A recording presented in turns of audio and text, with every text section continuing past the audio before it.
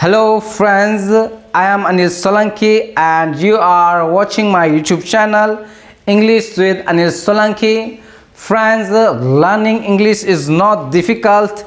It just requires the right direction and hard work. If you make up your mind, no obstacles can stop you. So let's begin this journey together and make English our strength. तो दोस्तों आज हम अक्षर B के उच्चारण और प्रयोग के बारे में जानेंगे।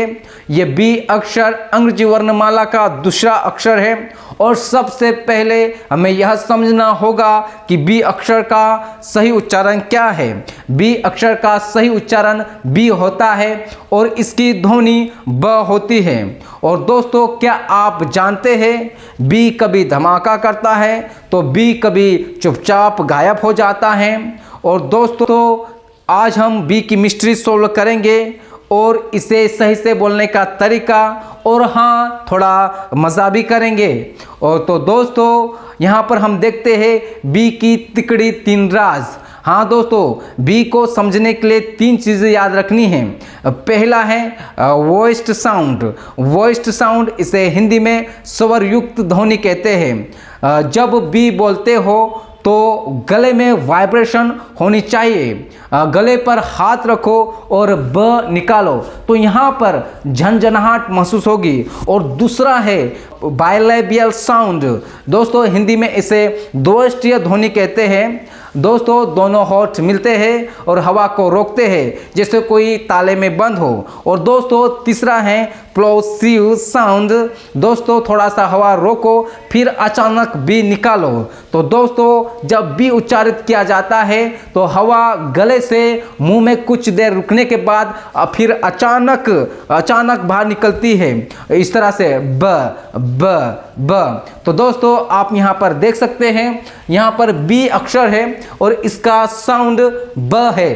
तो दोस्तों इसका साउंड ब निकलता है और आप शब्द देख सकते हैं यहाँ पर बी शब्द है और बी शब्द में यहाँ पर बी है तो इसका साउंड ब है तो इसे बोलते हैं बी बी। और बी का मतलब होता है मधुमक्खी।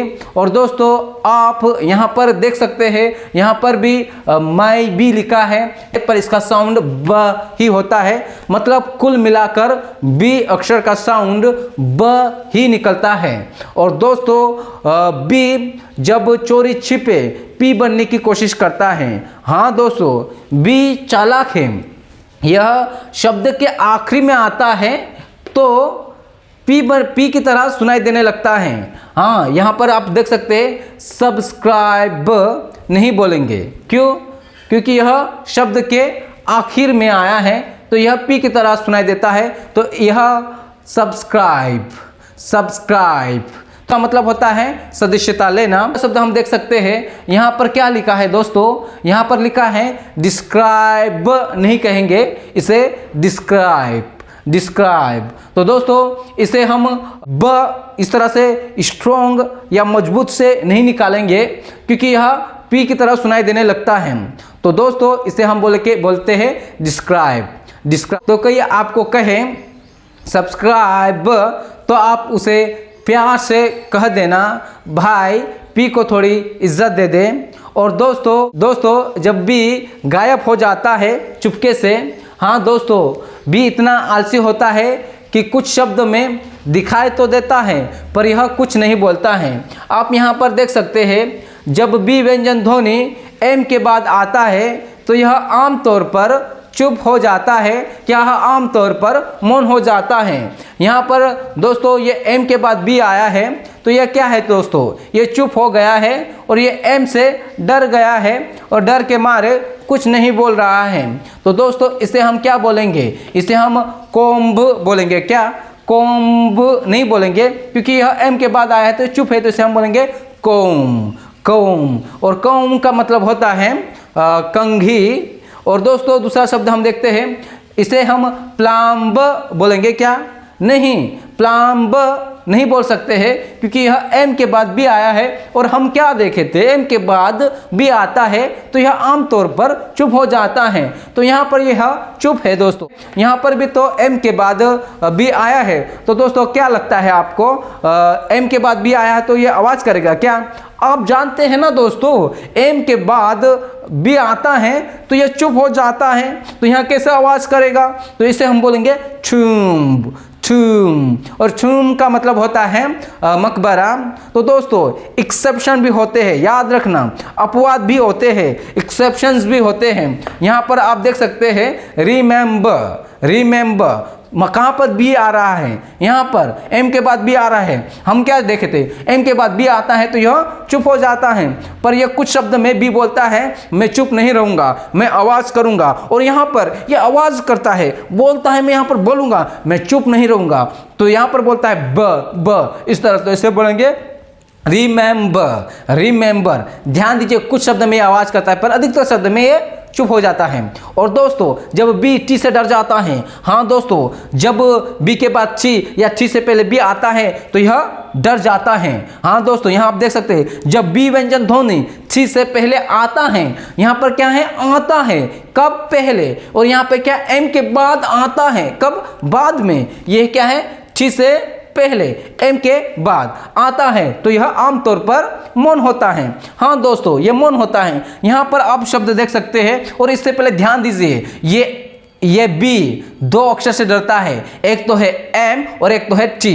एम के बाद आता है तो डर जाता है, और टी से पहले आता है तो डर जाता है। जैसे कोई क्लास में सख्त सर या स्ट्रिक्ट सर आते हैं तो शरारती बच्चे भी डर जाते हैं और कुछ नहीं बोलते, चुपचाप बैठ जाते हैं। तो दोस्तों इसी तरह से जब बी टी से पहले आता है और बी एम के बाद आता है तो ये डर जाता है, और डर के मारे कुछ नहीं बोलता है और चुप हो जाता है। बोलता है सर आया है, कौन से सर आए हैं? टी सर आए हैं, बी सर आए, ये सर सख्त है इसलिए मैं कुछ नहीं बोलूँगा, और ये डर जाता है और कुछ नहीं बोलता है। और दो शब्द हम देखते हैं, यहाँ पर टी से पहले बी आया है तो ये बी टी से डर गया है, बोल रहा नहीं मैं कुछ नहीं बोलूँगा, इसलिए इसे हम दे बच नहीं बोलेंगे, इसे बोलेंगे डैट, डैट। और डैट का मतलब होता है कर्ज, और दूसरा शब्द और है डैट। दोस्तों डैट का मतलब होता है तारीख और डैट का मतलब होता है कर्ज। तो दोस्तों यहाँ पर दूसरा शब्द हम देखते हैं, यहाँ पर टी है और टी से पहले क्या आया है? बी आया है। तो दोस्तों आप बताओ ना, जब टी से पहले बी आता है तो क्या होता है, क्या होता है आप बताओ? ये चुप होता है। हाँ ये चुप होता है, कुछ आवाज़ नहीं करता है। क्यों आवाज़ नहीं करता है? क्योंकि ये डर जाता है। तो इसे हम साबच्छल बोलेंगे क्या? नहीं, साबच्छल नहीं बोलेंगे, इसे बोलेंगे साछल, साछल। और साछल का मतलब होता है सूक्ष्म। और दोस्तों आप देख सकते हैं यहाँ पर लिखा है एक्सेप्शंस। एक्सेप्शंस का मतलब अपवाद होता है। तो ये टी से पहले बी तो आया है पर यहाँ पर आवाज़ कर रहा है अबचैन। और दोस्तों ये बी कहता है मैं टी से पहले आऊँगा तो मैं आवाज़ करूँगा, हर बार मैं टी से नहीं डरूँगा, मैं यहाँ पर आवाज़ करूँगा। पर कुछ शब्द में यह नहीं डरता है, पर अधिकतर शब्द में यह डर जाता है। बोलता है टी आ गया तो मैं चुप हो जाऊँगा, और ये चुप हो जाता है। पर यहाँ पर ये चुप नहीं हो रहा है, कुछ शब्द में मैं आवाज़ करूँगा, इस तरह से यह बोलता है। और यहाँ पर आवाज़ कर रहा है अब चैन, अब चैन। अब चैन का मतलब होता है प्राप्त करना। तो दोस्तों आज हमने बी की मिस्ट्री सॉल्व कर दी है। तो अगले वीडियो में हम सी के बारे में सीखेंगे। तब तक सीखते रहिए, मुस्कुराते रहिए, और मिलते हैं अगले वीडियो में। धन्यवाद।